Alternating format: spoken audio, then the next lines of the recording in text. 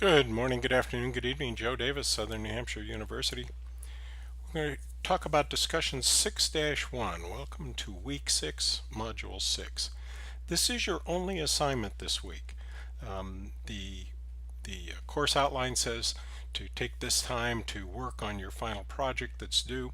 I would also, though, like to encourage you to think about this question. It can be a very interesting one, it can be an important one, especially if you're interested in probation or the corrections field.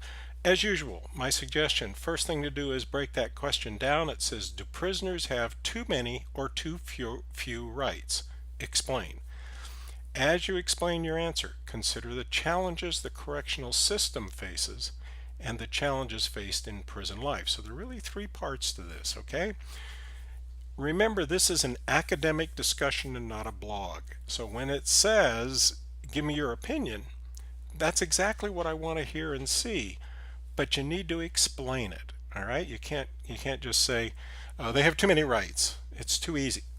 Okay, give me examples and then back it up with why you think that's the case. By the same token, if you don't think they have enough rights, give me an example of it and cite a case or cite some research, something to support your opinion. That's all. I'm working on critical thinking skills here. All right, too many or too few rights.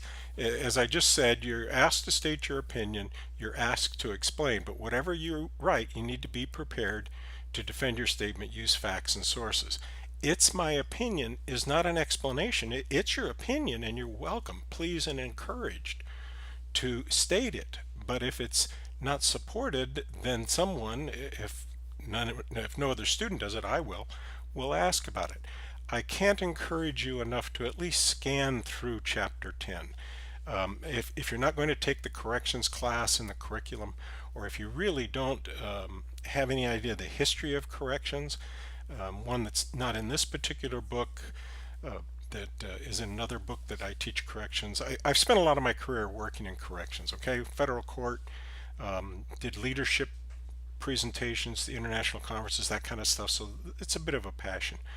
But as an example, the discussion of capital punishment. At one point in time in London, pickpockets were subject to being hanged, and they would hang them 400 at a time in the square as a deterrent. Well, it didn't work. So when you think of something, probably it's been tried, accomplished, or worked on before. Okay. First consideration I would say to you before you post a word is, what are the goals of corrections? Is it to be rehabilitation or is it to be retribution? Now, you may have an opinion that says one or the other, but the question you need to answer is, what is it today?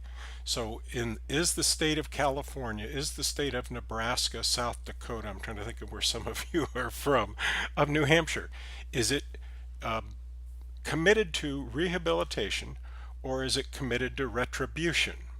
Okay. The second consideration is, what rights do you really want to talk about? Because there are lots of them, and I would encourage you to not just lump them together. So here are just some examples. Rights to humane treatment while they're incarcerated, basic human rights. Okay, so you could say they have too many of those or not enough, but you may want to talk about those. And so that would be things that are just basic to anybody. Okay, medical, pre-existing conditions, should the government pay to treat them? Because you'll hear that said all the time. Well, I'm not paying. Well, we all pay for things in government that we maybe don't approve of. We don't get to do a line item budget by 300 million people. Doesn't mean you can't disagree with it. Absolutely. Okay. But what about elective procedures where they want to have a cosmetic dentistry, perhaps, something like that? Do the prisons use the inmates' Medicare coverage or other insurance coverage? Those would be issues that you could talk about. And you say, no, they're in prison. They shouldn't be able to have elective procedures even if they're paying. Okay, then you have to say why. Okay, are they? Is it a human treatment issue that they're safe? Their environment is safe. Not only safe from attack by other inmates, but safe from disease, safe from disaster. We did lots of tabletop exercises. We actually evacuated one of our jails, as did LA County Sheriff. in case of a fire. So when you think of like those kinds of issues, pretty deep for corrections, but stuff for you to think about. Okay, do they have reasonable opportunities for rehabilitation? It's the age old, you can lead a horse to water, you can't make him drink. But are there opportunities there to learn a skill or a trade or get a GED? The Orange County jail system for the longest time graduated more GED students than any other facility or school in the state of California, because to us it was a priority that they learn to read and write. Okay, do they have access to the courts, to government agencies like the Veterans Administration or Social Security? Is that a right? Should they? And you can argue either side. I'm just trying to give you some ideas of substantive things to talk about. Continuing on the humane treatment while incarcerated. Looks like I've repeated my slide. Sorry about that. Rights compared to those not incarcerated. Should they be allowed to vote from in jail? Now, in most states, convicted felons cannot vote. So that's not a jail issue particularly, that's a legislative issue. But if they are allowed to vote for local offices or something like that that are nonpartisan, is that encouraged and allowed? Might be something to write about. What about enrichment? What if, should there be anything from the arts? I don't know. I'm asking you about your opinion of it. Should they be have access to current events? Okay. What I will say is that when you think about the incarceration of people, you kind of have to look at the basic philosophy of why you're doing it. Because when you look at Chapter 10, you'll find it's all pretty much been tried. Okay. The third consideration is, what is the role of the legislature in passing laws and the courts in sentencing? The courts can't sentence anyone to anything other than what the state legislature, the County Board of Supervisors, the United States Congress has passed and attached a penalty to. Okay, now there may be sentencing guidelines, but if they make the crime a misdemeanor, or the voters did, like they did here in California, a whole bunch of crimes that for years, for eons, had been felonies are now misdemeanors. Okay, that's something to talk about, because the corrections facility, the staff, frankly the inmates, don't have any control over any of that. They live with the results of that decision. Okay, and remember that a jail is a microcosm of society.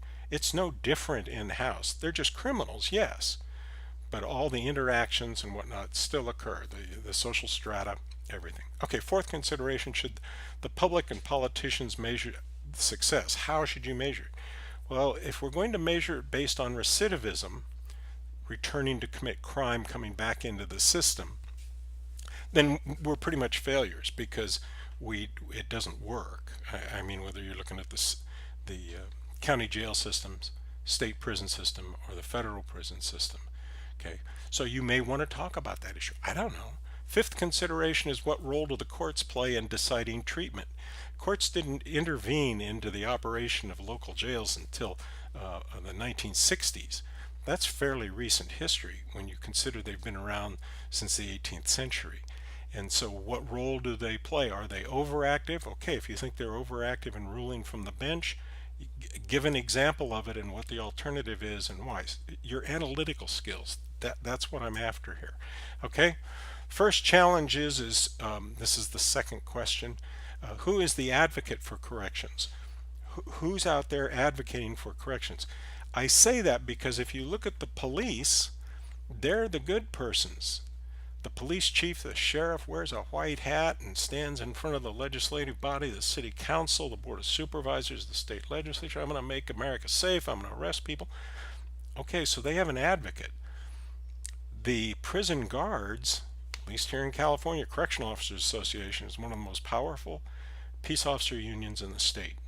Okay, if you don't know about a stakeholder analysis, Google it or look it up, or let me know and I can send you some information. But that's where who's involved in the issues, and in corrections, you could easily come up with 12 to 18 stakeholders. Okay, voters, the medical profession, the electeds, those that advocate rehabilitation, privatization, the inmates, courts, on and on and on. You can do analysis of STEEP, the social, technical, economic, environmental, and political impacts of decisions. Okay, a SWOT analysis where you look at what are your Strengths, weaknesses, opportunities, and threats. All of those are kind of beyond where we are. My point to you is, who's looking out for this system? Not so much for the inmates, but for the system, because remember, it says the challenges for the correctional system. Okay, got the honor, the privilege to work with the warden of San Quentin Prison on a 2-year project. Charming, interesting woman, ended up being the director of the Department of Corrections. Okay, second challenge is who controls the budget and programming, because it may not be the warden, it may not be the staff. It's usually done by a legislative body. So if you think programs are out of whack or whatever, one way or the other, then why did the legislature not support it? Oops, and that's the end of it. Sorry about that. I tried to go quickly. It's like giving you the whole corrections class in just a few minutes. If you have questions, let me know. Keep those cards and letters coming.